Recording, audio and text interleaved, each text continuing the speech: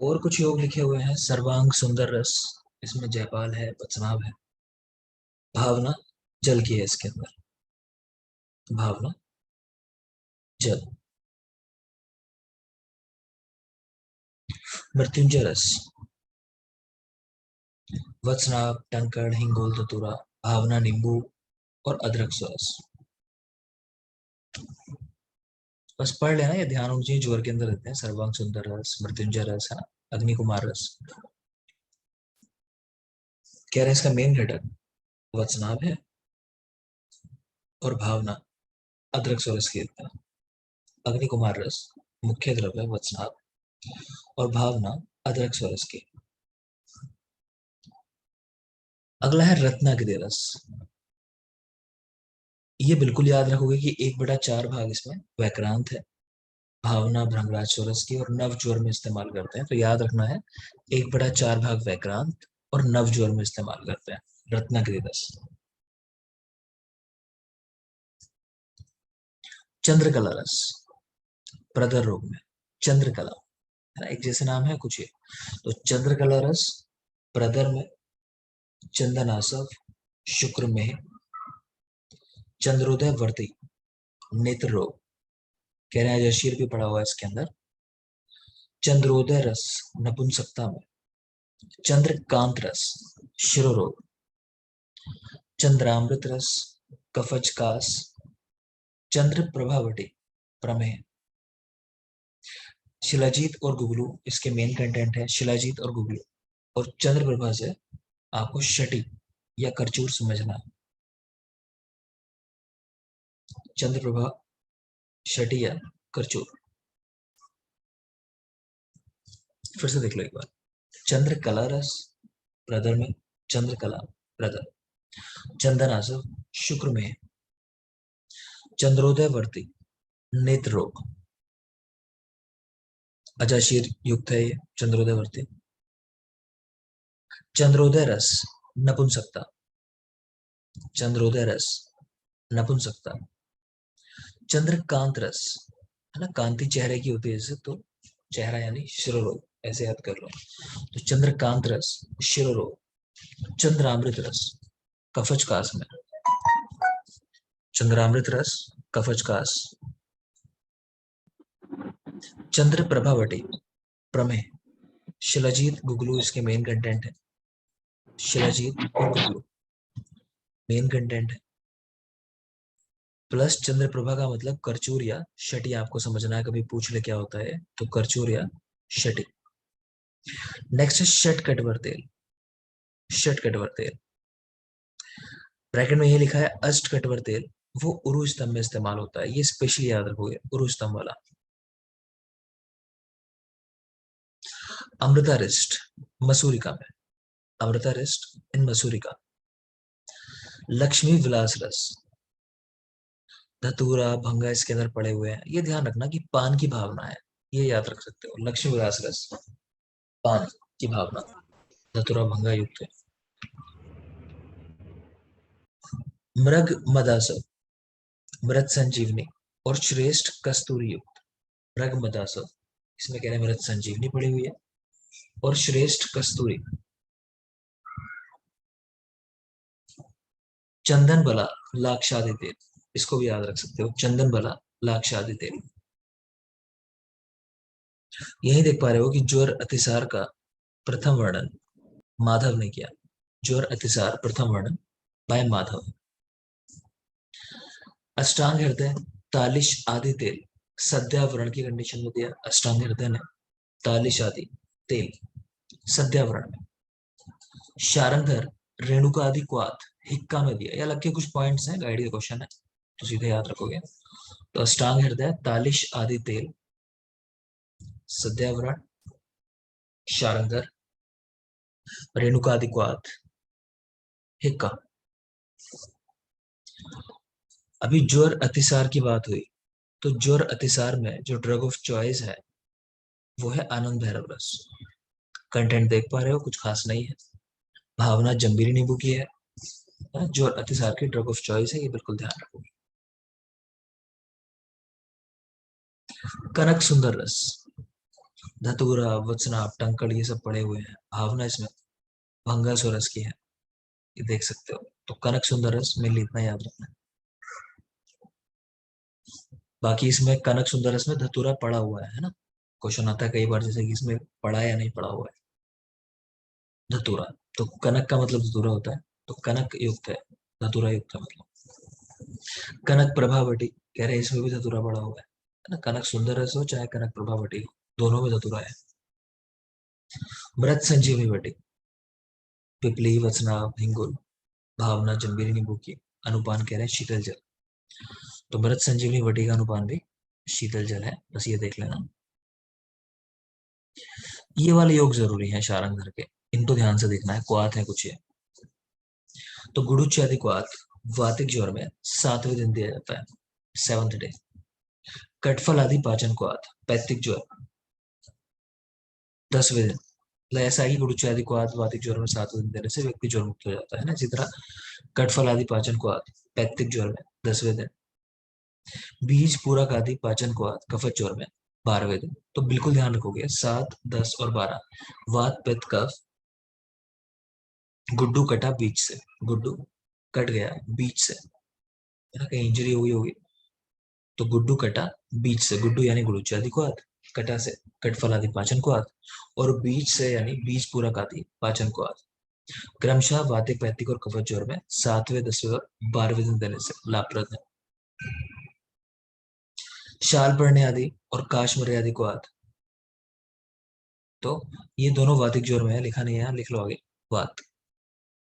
ये भी वातिक ज्वर ज्वर में ही है। तो मैंने डेज नहीं बताया, बस ये लिखा है कि ये भी वातिक ज्वर में लिखता है। द्राक्ष आदि और परपट आदि क्वाथ पैतृक ज्वर में। ये बहुत जरूरी है कि द्राक्ष आदि क्वाथ अंतरदाह में भी देते हैं, पूछा जाता है। इसी तरह परपट जो होता है वो पैतृक ज्वर में श्रेष्ठ है, पीछे पढ़ा था आपने। ठीक है, तो परपट आदि क्वाथ पैतृक ज्वर में इसलिए। भूनिम आदि क्वाथ और पटोल आदि क्वाथ दोनों कफत ज्वर में। तो मेन तो वही है, गुड्डू कटा बीच से। बाकी शाल पढ़नी, काश्मरे आदि वातिक ज्वर में। द्राक्षा और परपट तो निकाल लोगे इजिली, पैतृक ज्वर में है। भूनिम और पटोल आदि क्वाथ दोनों कफत ज्वर में। भूनिम और पटोल आदि क्वाथ कफत ज्वर में। आगे है पंच भद्र क्वाथ। तो ये वात पैतृक ज्वर में ड्रग ऑफ चॉइस है, वात पैतृक ज्वर। पंच भद्र क्वाथ कंटेंट्स क्या है? गुडुची, मुस्ता, परपट, शुंठी, चिरायता, इनको याद कर लेना। हम ऐसे याद रखते हैं कि गुड्डू के मस्तक पर शुचि है, शुचि मतलब पवित्रता, है ना, कि माथा जो है पवित्र है। तिलक वगैरह लगाया होगा, टीका लगाया होगा, है ना, तो अच्छा मानते हैं उस पर। तो गुड्डू के मस्तक पर, तो गुडुची, मस्तक यानी मुस्ता, पर मतलब परपट, शुचि मतलब शुंठी और चिरायता। तो गुड्डू के मस्तक पर शुचि, पंचभद्र वात, वात पैतृक ज्वर में। स्वर्ण बसंत मालती रस। स्वर्ण 1 भाग, मुक्ता 2 भाग, हिंगू 3, मरीच 4, खरपर 8 भाग। ये मेनली याद रखोगे बस, खरपर मेन कंटेंट इसका। स्वर्ण बसंत मालती रस, खरपर 8 भाग। यही लिखा है कि हत ओजा और भेक वर्ण, ये कैरेक्टर कहाँ मिलता है? तो अष्टांग हृदय ने बताया, रक्ताजर्श में। ध्यान आ रहा होगा, हतोज पढ़ाया था आपको, हतोजस। तो हत ओजस और भेक वर्ण, अष्टांग हृदय, रक्ताजर्श। क्लैव्य कफज अर्श का लक्षण है। कोई पूछे तो किस अर्श में लक्षण मिलता है क्लैव्य का? तो कफज अर्श में। आमवात प्रथम वर्णन बाय माधव, आमवात प्रथम वर्णन बाय माधव। ठीक है, फिर सुश्रुत की कुछ चीजें लिखी है यहाँ पे कि मांसगत ज्वर में आपको कैरेक्टर मिलेगा पिंडिकोद्वेष्टन, जो नॉर्मली चरक में हमको मिलता है पुरीश वेग धारण में, है ना। तो सुश्रुत ने मांसगत ज्वर का लक्षण बताया पिंडिका उद्वेष्टन, यानी पिंडलियों में ऐठन जैसा होना। मज्जागत ज्वर का लक्षण बताया तमा प्रवेश और महाश्वास। तमा प्रवेश मतलब अंधकार दिखाई देना, और महाश्वास। ठीक है, तो ये योग वाली बात यहाँ खत्म हो जाती है। अब जो आगे राइटिंग है, किसी को थोड़ा समस्या लग सकती है इस राइटिंग में आगे कुछ चैप्टर के अंदर, तो जो मैं पढ़ाऊंगा अच्छे से पढ़ो, मैं समझा ही रहा हूँ सब कुछ, है ना। तो कहीं कुछ समझ रहा है तो उसको लिख लेना, के बाद में समझ में आ जाएगा, ऐसा मत सोचना फिर कंफ्यूज रहते हो क्या चीज है। देखते हैं। तो मेन चैप्टर अब शुरू होता है यहां से। शुरू में एक टर्म लिखी है वीज्वर। सर हाँ सर ये बोलिए। लास्ट पॉइंट मज्जा वाला। मज्जा में तमहा प्रवेश और महाश्वास। और समासगत में पिंडिकोद्वेष्टन, पिंडलियों में मतलब काफ मसल जो उसमें ऐठन जैसे दर्द होना। पिंडिकोद्वेष्टन। आगे देखेंगे। सर इसमें राइटिंग सही नहीं है सर, ए वाले नोट सेंड कर दीजिए सर जो आपने अभी पढ़ा चुके हैं सर। ठीक है, मैं ग्रुप में डाल देता हूँ। आगे देखोगे। नेक्स्ट है ज्वर चिकित्सा अध्याय, मेन चैप्टर यहाँ से स्टार्ट होता है। तो वी ज्वर, वी ज्वर का मतलब है स्वस्थ होना, जाहिर सी बात है, ज्वर रोग का पर्याय है, तो वी ज्वर स्वस्थ। सर्व इंद्रिय मनस्तापी सर्व रोग अग्रजो बलि। सर्व इंद्रिय मनस्तापी सर्व रोग अग्रजो बलि, ज्वरः प्रधानो रोगाणा मुक्तो भगवता पुरा। श्लोक नंबर 4 है आपकी बुक्स के अंदर, कि सभी इंद्रियां और मन इनका संताप करने वाला, मतलब इनको कह लो कि पीड़ित करने वाला। ठीक है। सर्व रोग अग्रजो बलि, सभी रोगों में अग्र है, मतलब सबसे बड़ा रोग कह सकते हैं। ज्वर प्रधानो रोगाणा मुक्तो भगवता पुरा, तो ज्वर को प्रधान रोग कहते हैं, ध्यान रखेंगे। ज्वर के पर्याय, तो ज्वर विकार रोग व्याधि आतंक ये सब ज्वर के पर्याय है। श्लोक नंबर 11। नेक्स्ट है ज्वर की प्रकृति, श्लोक नंबर 12। तो वात पित्त और कफ, कह रहे हैं ये जो दोष है शारीरिक प्लस रज और तम, जो ये मानसिक दोष है, तो जो इनकी प्रकृति है मतलब इनके जैसे लक्षण आएंगे। भाई अगर मान लो वात की वजह से ज्वर हुआ है, तो जो वात के कैरेक्टर है वही वातिक ज्वर के लक्षण होंगे, ये कहना चाह रहे हैं। ठीक है। तो दोषों के कैरेक्टर ही ज्वर की प्रकृति है। देहिनम ना ही निर्दोषम ज्वर समुच्चय होते हैं, कि जो देह निर्दोष हो, जिसमें दोष ना हो कोई, तो उसको ज्वर नहीं होता है ना, कि दोषों के कारण ही ज्वर होता है, कहना चाह रहे हैं। तो श्लोक देखना चाहो तो ऐसे है, तस्य प्रकृति उद्दिष्टा दोषा शारीर मानसा, तो शारीरिक और मानसिक दोष ज्वर की प्रकृति कहेगा, ऐसे ही याद रखना। ज्वर की प्रकृति क्या है? दोष, शारीरिक और मानसिक, और निर्दोष देह जो होती है उसमें ज्वर नहीं होता है। नेक्स्ट है ज्वर की प्रवृत्ति, ज्वर क्यों हुआ पहली बार, तो निदान पढ़ेंगे आज, तो वहां दिखाऊंगा कहानी में। तो ज्वर की प्रवृत्ति हुई परिग्रह से, है ना, दूसरों की चीजें लोगों ने इकट्ठा करनी शुरू कर दी, लेना छीनना, है ना, और धीरे धीरे उनको इकट्ठा किया, उसकी वजह से ज्वर हुआ। तो ज्वर की प्रवृत्ति परिग्रह से। ज्वर का विप्रकृष्ट कारण यानी दूर का निदान क्या है, तो रुद्र का कोप। भगवान शंकर क्रोधित हो गए थे, तो उनके क्रोध की वजह से ज्वर उत्पन्न हुआ था। जब भगवान शंकर को क्रोध हुआ आया ना, गुस्सा आया, तो उनका क्रोध वीरभद्र बालक के रूप में दिखाई दिया, है ना। इस बालक की 9 आंखें थी और इसके 3 सिर थे। 3 सिर और 9 आंखों वाले वीरभद्र नामक बालक की उत्पत्ति हुई। ठीक है। फिर इसने जो है लोगों को डराया, है ना, बहुत सारी चीजें हैं उसमें, निदान पढ़ेंगे तो किस तरह से रोग उत्पन्न हुए। तो 3 सिर और 9 नेत्र वाला बालक वीरभद्र बना भगवान शंकर के क्रोध से, है ना, रुद्र के कोप से। ज्वर का प्रभाव क्या है, तो संताप सा अरुचि तृष्णा सा अंग मर्दो हृदय व्यथा, ज्वर प्रभाव जन्म आदो निधने चा महत्तमा। तो कह रहे हैं ज्वर का प्रभाव संताप अरुचि तृष्णा अंग मर्द हृदय व्यथा। श्लोक नंबर 26 देख लेना इसको, चैप्टर पूरा जरूरी है, इसमें मत सोचना क्या जरूरी क्या नहीं, सब कुछ जरूरी है। तो जो संताप सा रुचि तृष्णा सा अंग मर्दो हृदय व्यथा, ज्वर प्रभाव जन्म आदो निधने चा महत्तमा। तो कह रहे हैं ज्वर जो है वो जन्म से लेकर मृत्यु तक रहता है। आगे देखेंगे।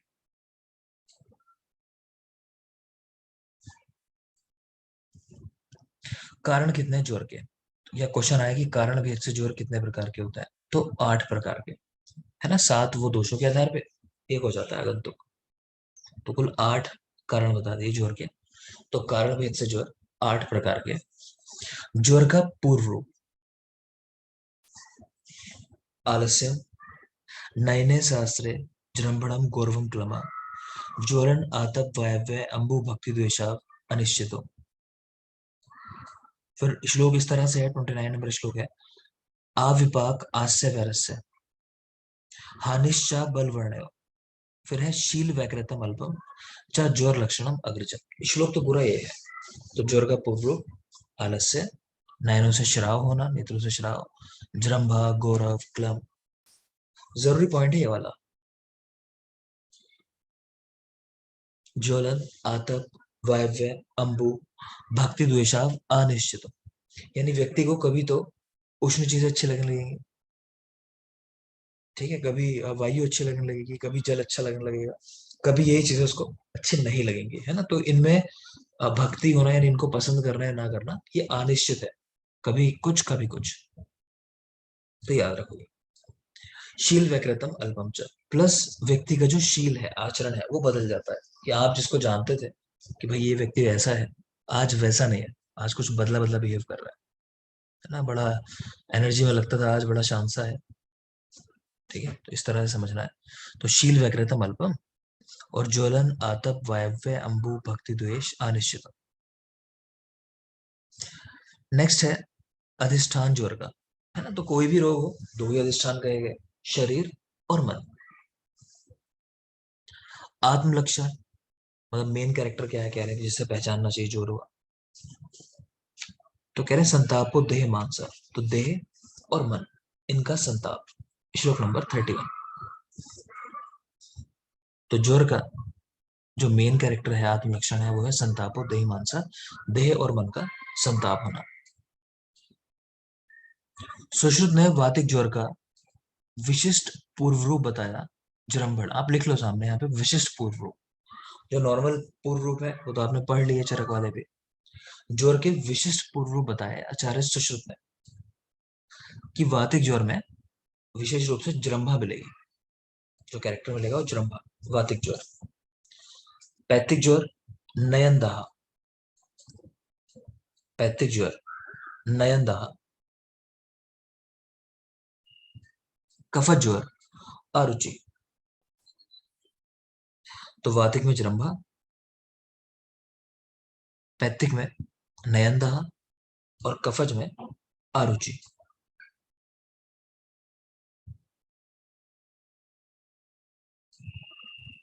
इनको याद कर लेना, विशेष पूर्व रूप बहुत जरूरी है। आगे देखेंगे ज्वर कैसे होता है सुश्रुत के अनुसार। स्वेद अवरोधा संतापः सर्वांग ग्रहणम तथा युगपद्यत रोगे चैसा ज्वरो व्यपदिश्यते। तो कह रहे हैं कि ज्वर के अंदर स्वेद अवरोध होगा, ना, स्वेडिंग ना होना, स्वेद अवरोध, संताप, पूरे शरीर में ये लक्षण दिखाई देगा। ऐसा नहीं कहीं सिर्फ एक हाथ में आपको टेम्परेचर महसूस हो, पूरी बॉडी में एक साथ टेम्परेचर आएगा, मतलब कह रहे हैं। और ये सारी चीजें एक साथ हो, स्वेद अवरोध, संताप, है ना, पूरी बॉडी में जोर का होना, ये एक साथ हो रही है सारी चीजें। एक साथ के लिए बोलते हैं युगपद, युगपद यानी एक साथ। तो इस चीज को जोर बोला जाता है, ये सुश्रुत की परिभाषा है। आगे देखो, जोर के कुछ भेद किए गए हैं श्लोक नंबर 32, 33, 34 और 35 के अंदर। एक तो मैंने आपको बता दिया कि कारण भेद से ज्वर 8 तरह के होते हैं, है ना। बाकी यहाँ कुछ और लिखे हैं डिवीजन कि विधि भेद से ज्वर 2 प्रकार के, शारीरिक और मानसिक।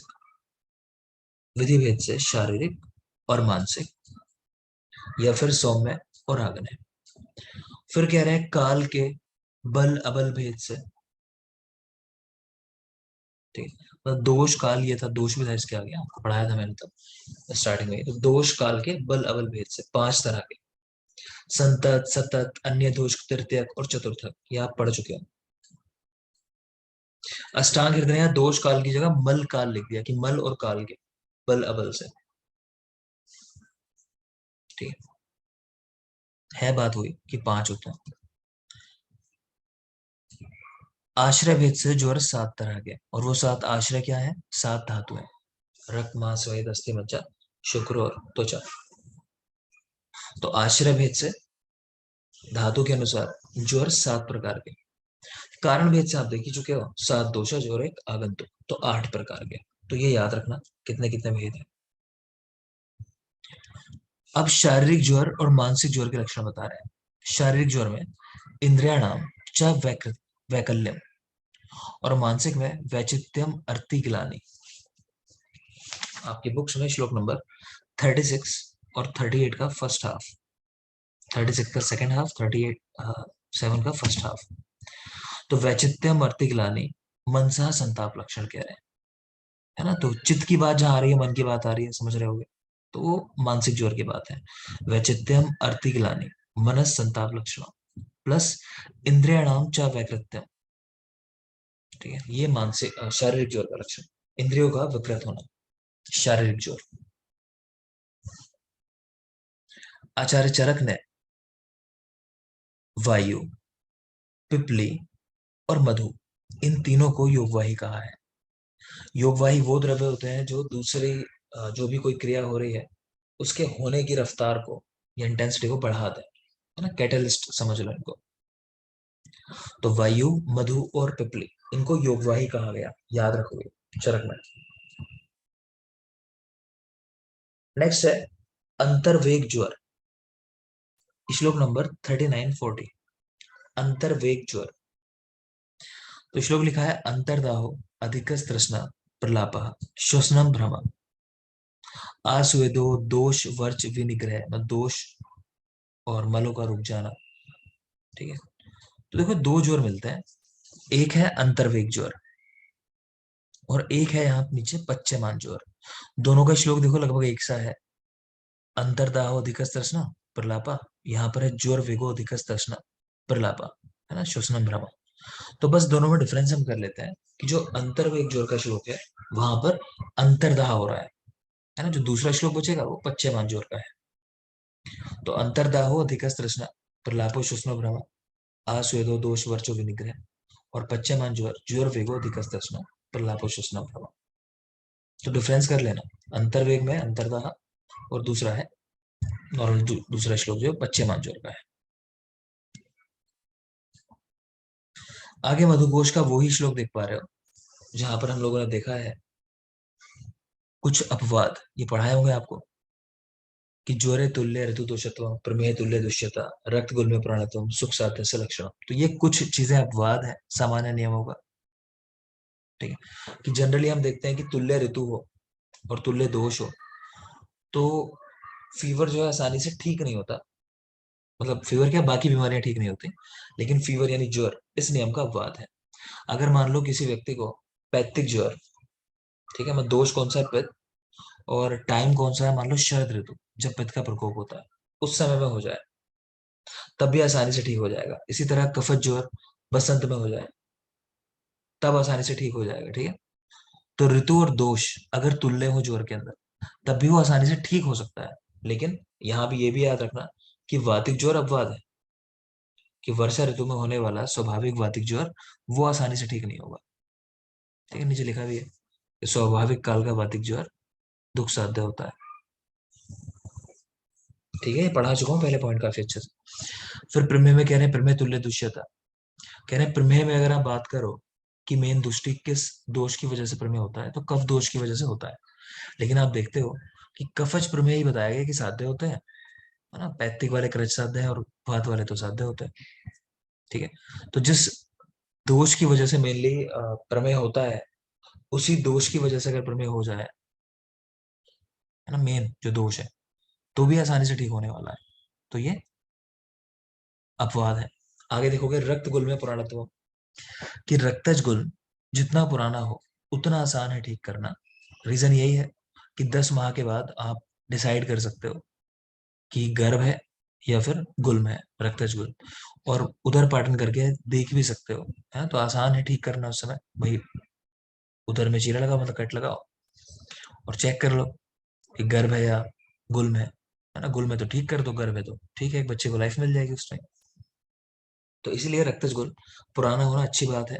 अगर आप 2-3-4 महीने का रक्तज गुल्म को लेके आ जाए तो कुछ नहीं कर सकते, है ना, सिवाय वेट करने के, क्योंकि कहीं गर्भ हुआ और आपने उधर पाटन कर दिया तो लॉस हो जाएगा गर्भ का, है ना।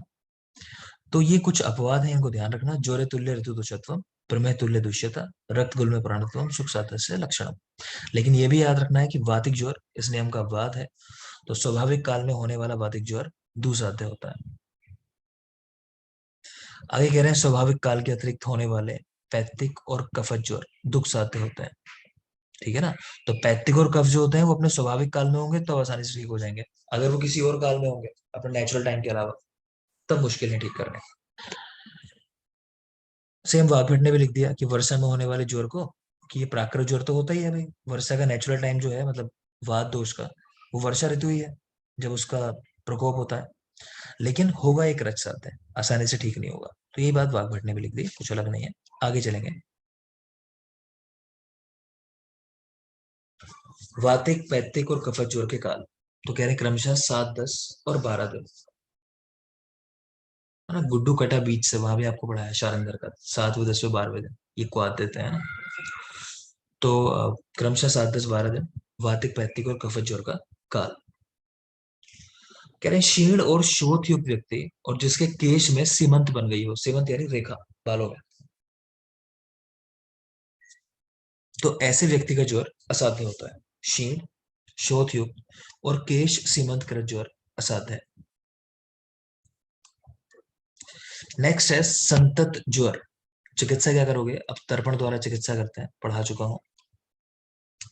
संतत ज्वर, अब तर्पण। तृतीयक ज्वर 3 भेद आपको याद है, शपथ देख लो, बात नहीं करूंगा बार बार इनकी। शपथ, यहाँ दोष लिखे हैं, वात पित्त, वात कफ, पित्त कफ। चतुर्थक ज्वर 2 भेद, है ना, कफ प्रधान, वात प्रधान। कफ प्रधान में जंघा में पीड़ा, वात प्रधान में सिर में पीड़ा। घोष का श्लोक है मुक्त अनुबंधित्व विषमत्व, मतलब विषम ज्वर में क्या होता है कि पहले आपको वो ज्वर हुआ होगा, आप उससे मुक्त हो गए, उसके बाद दोबारा से हो गया, इस तरह का देखा जाता है जनरली, मधुकोश ने कहा है। चरक सुश्रुत ने भी कहा है कि विषम ज्वर में प्राय आगंतुक अनुबंध होता है कि थोड़े से दोष हैं बॉडी में, कुछ बाहर से मिल गए तो हो जाता है ज्वर। आगे देखोगे धातुगत ज्वर, किस ज्वर में क्या लक्षण मिल रहा है। सारे जरूरी नहीं है, कुछ जरूरी है, पढ़ेंगे सारे हम, बाद में देखेंगे इनमें क्या जरूरी है। ठीक है। तो अरुचि, तो रस और मेद के अंदर कैरेक्टर मिलता है धातुगत ज्वर में, अरुचि। ये जो हम पढ़ रहे हैं अभी ये धातुगत ज्वर है, वहां से चीजें पढ़ रहे हैं। आप बुक्स में देखना चाहोगे तो श्लोक नंबर 76 से स्टार्ट है, 76 नंबर श्लोक से। तो अरुचि रस और मेद में, ग्लानि मांस और मेद में, गात्र विक्षेप मांस और अस्थि में मिलता है। गात्र विक्षेप, वमन रस और अस्थि में, अभीक्ष्ण वमन यानी बहुत ज्यादा वमन होना, ये मेद धातु का ज्वर में, ये स्पेशली याद रखना। प्रलाप, रक्त और मेद में, तो मैं इस तरह याद रखता हूं कि मेरा प्रलाप सुनो, मतलब मेरा रोना सुनो। मेरा मतलब मेद और रक्त, प्रलाप यानी प्रलाप, तो मेरा प्रलाप सुनो। सर हाँ बोलिए। ये अभीक्षण है कि केवल भीक्षण है, मेद वाला? मतलब वही है, मतलब वम्य भीक्षण से ऐसा लिखा हुआ वहां पे, है ना। अभीक्षण कह लो चाहे भीक्षण कह लो, एक ही बात है। मतलब अभीक्षण मतलब वही होता है कि बहुत ज्यादा, है ना। जी। नेक्स्ट है प्रलाप, तो मेरा प्रलाप मेद और रक्त। दुर्गंधता, तो मांस में, सुश्रुत ने मेद में लिखा है। अगला देखोगे स्वगंध असहत्व, अपनी ही गंध सहन ना कर पाना, ये जरूरी है मेद के अंदर। ठीक है, देखो मैं कुछ ही को कह रहा हूँ, आपको जरूरी, बाकी आप सारे अच्छे से पढ़ लेना एक बार, लेकिन ये मेरी साइड से जरूरी है। स्वगंध असहत्व तो मेद। वही स्तापहा यानी शरीर में बाहर की तरफ मतलब गर्माहट महसूस होना रस के अंदर, जबकि अंतरदाह ये मांस के अंदर, मांसगत ज्वर में अंतरदाह। बहिर्शैत्यम अंतरदाह, है ना, बाहर से शीतलता और अंदर दाह महसूस हो रहा है तो मज्जा में। बहिर्शैत्यम अंतरदाह। वमन और विरेचन दोनों कैरेक्टर मिलते हैं कहा, अस्थिगत ज्वर में।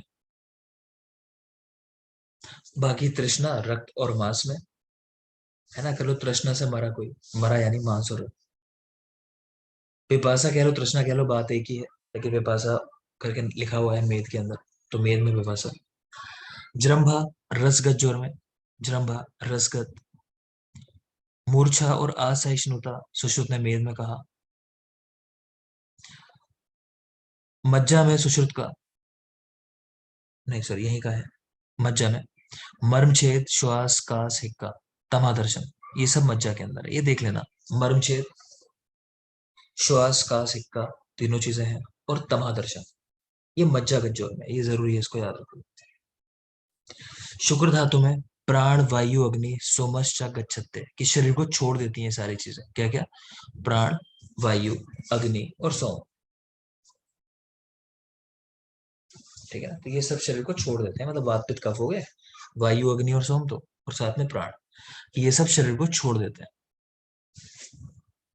बाकी सुषुप्त का देख रहे हो, पिंडिकोद वेष्टन, मांस गज्जोर में, हृदय उत्क्लेश, रस गज्जोर में, महाश्वास, ये तो आपने देखा ही था, मज्जा गज्जोर में, ये याद रखना है महाश्वास स्पेशली। से बोल रहा हूँ क्या याद रखना है खासकर, तो धातुगत ज्वर अभीक्षण वमन हो रहा है मेद के अंदर। एक बात, स्वगंध असहत्वम, ये भी मेद के अंदर है, अपनी गंध सहन ना कर पाना, कह लो कि स्वेटिंग बहुत ज्यादा हो रही होगी, है ना, इसलिए, क्योंकि मेद का मल है स्वेद। बहिस्ताप रस में, अंतरदाह मांस में, और बहिर्शैत्यम अंतरदाह ये मज्जा में। वमन विरेचन दोनों हो रहे हैं अस्थि के अंदर। मर्मछेद, श्वास का सिक्का, तमादर्शन मज्जा में। मर्मछेद, श्वास का सिक्का, तमादर्शन मज्जा। शरीर, वायु, अग्नि, सोम और प्राण, शरीर से ये चीजें चली जाती हैं, प्राण, वायु, अग्नि और सोम शुक्र धातु में। फिर पिंडकोद्वेषण मांस गज्जोर सुश्रुत का, और महाश्वास मज्जा में सुश्रुत का।